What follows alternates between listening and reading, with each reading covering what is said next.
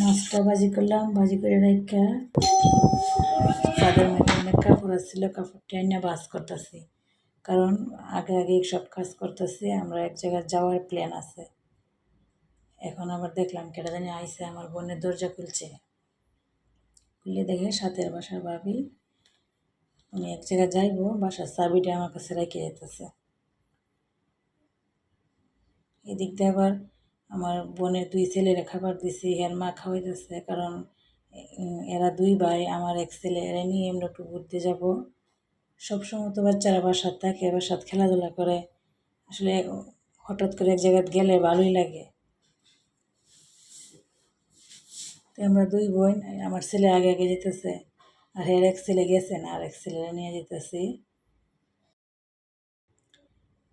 সামনে উঠতে উঠছে, এই যে এই ছেলে, এর নাম সাফাউন, আমার ছেলে, আমার বোন উঠতেছে আর আমি উঠতেছি। আমার ছেলে মাঝখানে বসছে, আমার বোন আর আমি সামনে দেহের ছেলে বসছে, কারণ হ্যাঁ সামনে দিয়ে বসাই পছন্দ করে। তো যে জায়গাতে আমরা গেছি, মানে একটা কলেজের মাঠ, কলেজটার নাম হলো গুরুদয়াল কলেজ। রিস্কাতে নামার সাথে সাথে এরা দুজনে কি কি যেন নিচে খাওয়ার লাগে, নামটাও আমি বললেছি। পরে আবার এই যে ঘোড়া দেখছে, ঘোড়ার সামনে যাইছে, ঘোড়া দেখার লাগে, এদিক দিয়ে এক ঘোড়া, এদিক দিয়ে আরেক ঘোড়া।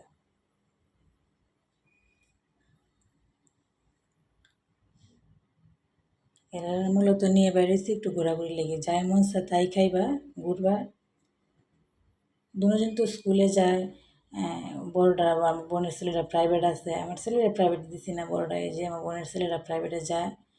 আর হেরা যে খাইতেছে, এই যে যা কিনছি আলু দিয়ে কি জানি পিচ্ছে পিচ্ছে বানায়, আমরা দুই বোনে একটু খাইলাম। এখন আবার যে আমার ছেলেরা তুললাম একটু ইয়া করার লেগে, কিন্তু হ্যাঁ উঠতো না, হ্যাঁ বয়ে অর্ধেক রাস্তা গিয়ে নেমে গেছে গা।